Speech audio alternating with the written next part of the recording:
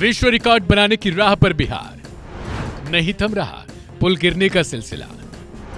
सुल्तानगंज अगवानी गंगा पुल के पिलर 9 का सुपर स्ट्रक्चर धराशायी, पलक झपकते ही पानी में डूबे करोड़ों। बिहार में पुल गिरने का सिलसिला थमने का नाम नहीं ले रहा। बिहार पुल गिरने के मामले में एक विश्व रिकॉर्ड बनाने की राह पर लगातार अग्रसर हो चुका है। भागलपुर में शनिवार सुबह सुल्तानगंज अगवानी गंगा पुल के पिलर 9 का सुपर स्ट्रक्चर धराशायी हो गया और पलक झपकते ही करोड़ों रुपए पानी में चले गए। पिलर संख्या 9 और 10 के बीच का स्लैब के सेगमेंट के लिए बना स्ट्रक्चर नदी में समा गया। यह तीसरी बार है जब इस पुल का सुपर स्ट्रक्चर गिरा है। सुपर स्ट्रक्चर गिरने का वीडियो भी सामने आया और मामले को लेकर सियासी पारा भी हाई हो चला है। सुनिए। पहली बार जब गिरा था तो ये निर्णय हुआ था कि तोड़ के इसको बनाया जाएगा। फिर कोर्ट का मसला था, कोर्ट में ये मामला जाने के बाद ये तय हुआ कि शायद जो कंपनी है वो अपने खर्च पे ही जो है पूरा जो है ये दोबारा बनाएगी। लेकिन अगर ये तीसरी बार ये गिरा है कहीं ना कहीं से जो है का हर एक चीज जो है कमेटी बनी हुई है जांच के लिए। जब हम बने हुए थे उस समय कमेटी हम लोगों ने बनाया था और उस कमेटी के आधार पर जो रिपोर्ट आने थे उस हिसाब से एक्शन लेना था। अब देखना पड़ेगा कि उस कमेटी का क्या रिपोर्ट है, क्योंकि उसके बाद तो हमारी सत्ता चली गई, हम रहे नहीं। जो कमेटी का जो रिपोर्ट है जब तक वो देख नहीं लेते तब तक इस पे जो है कुछ कहा नहीं जा सकता। लेकिन फिर भी आप देखिएगा, चाहे पुल हो, पुलिया हो या मेगा पुल हो, लगातार नीतीश कुमार जी के राज में जो है ये गिरता रहा है। एक आध मामला नहीं है, लगातार ऐसे मामले आ रहे हैं। तो अगर जो भी दोषी है, हम तो साफ तौर पे कहते हैं, जो भी दोषी है उसको सख्त से सख्त जो है कार्रवाई होनी चाहिए। लेकिन इसमें वो रिपोर्ट जो है वो महत्वपूर्ण रिपोर्ट है। पहली बार भी गिरा था तो एक रिपोर्ट बनी थी, दूसरी बार जब हमारे समय में ये फैसला हुआ था कि उसकी रिव्यू मीटिंग भी हमने ली थी और ये निर्णय हुआ था कि तोड़वा करके फिर से जो है इसका डिजाइन वगैरह का हम लोग करेंगे। तो ये कर रहे थे, लेकिन कोर्ट में मामला चला गया था। लेकिन कोर्ट का जो निर्णय था वो सबने उसको पालन किया। लेकिन अब ये तीसरी बार गिरा है। अब ऐसा लग रहा है कि ये पता नहीं पुल जो है कब तक बनेगा। ये अब किसी को जो है विश्वास नहीं होता कि ये पुल बनेगा भी कि नहीं बनेगा। तो इसके जो भी डिजाइनिंग स्ट्रक्चर जो भी फॉल्ट है उस रिपोर्ट में आएगा। हम लोग भी जो है सरकार के अधीन मंत्री के पास हो सकता है कि हम तो हट गए, हो सकता है रिपोर्ट आया होगा।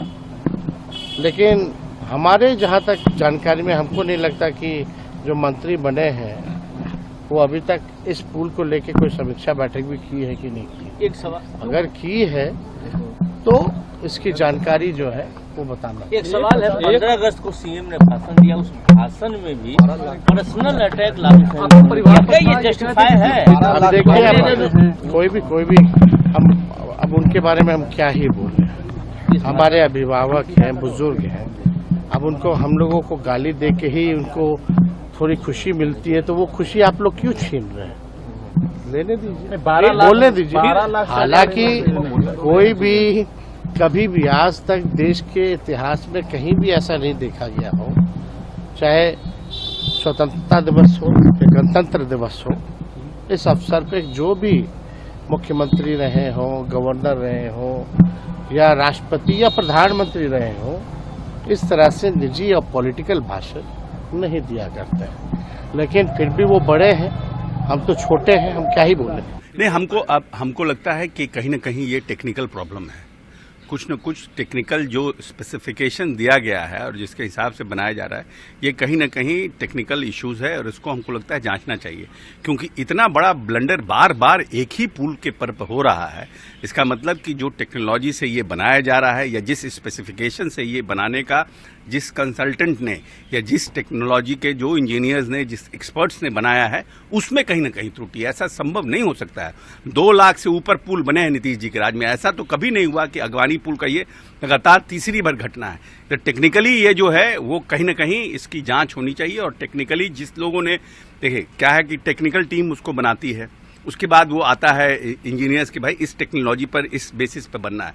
तो हमको लगता है जहां से ये रूट किया गया है पुल, उसमें कहीं ना कहीं प्रॉब्लम, और निश्चित रूप से वैसे पदाधिकारियों, ऐसे जो कंसल्टेंट, उन पर निश्चित रूप से कार्रवाई होनी चाहिए। भागलपुर में अगवानी पुल 2 साल में तीसरी बार गिर गया है।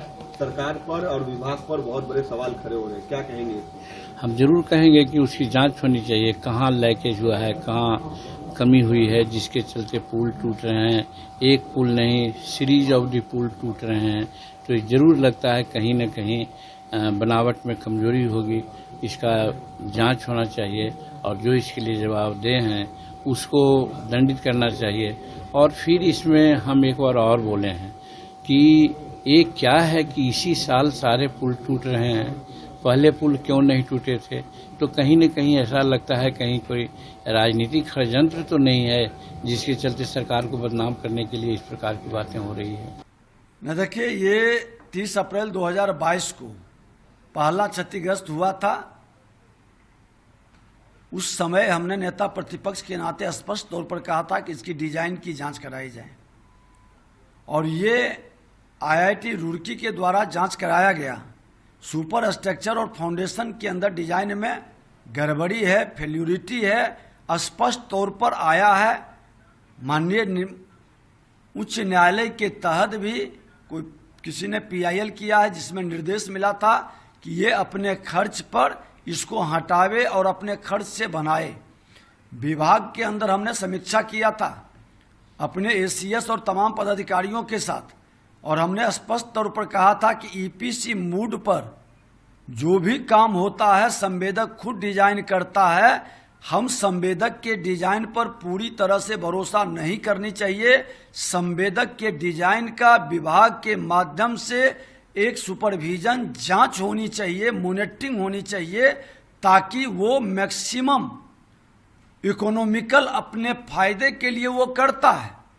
लेकिन इस मूड पर काम कराना और आंख मूंद करके भरोसा करना कतई उचित नहीं है। आज से हम 1.5 महीना 2 महीना पहले इस पर बैठक किए हैं, और इनको हटाना चाहिए था। जो स्ट्रक्चर गिरा था उसी स्ट्रक्चर से सटा हुआ स्ट्रक्चर गिरा है, तेज बहाव में बह गया। वो तो गिरा हुआ था ही, तेज बहाव में बहा है, उसको हटाना चाहिए। संवेदक की गैर जिम्मेदारी, लापरवाही उनका साफ झलकता है। इसको गंभीरता से हम लोग लिए हैं, और ऐसे लोग पर निश्चित तौर पर विभाग कार्रवाई करेगी। लेकिन ये लगातार तीसरी बार हुआ, पाया गिरा है, अब इसको लेकर विपक्ष भी सवाल खड़े कर रहे हैं लगातार। विपक्ष जिम्मेवारी का निर्वहन किए रहते तो ये स्थिति, ये नौबत नहीं आती।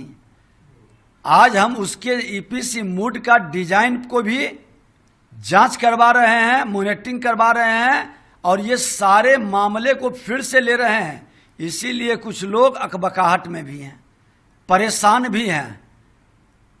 माननीय मुख्यमंत्री जी का जो है और प्रधानमंत्री जी का कि गलत करने वाले बख्शे नहीं जाएंगे, जनता की गाढ़ी कमाई लूटने वाले बचेंगे नहीं। मेरी निगाह और नजर वहां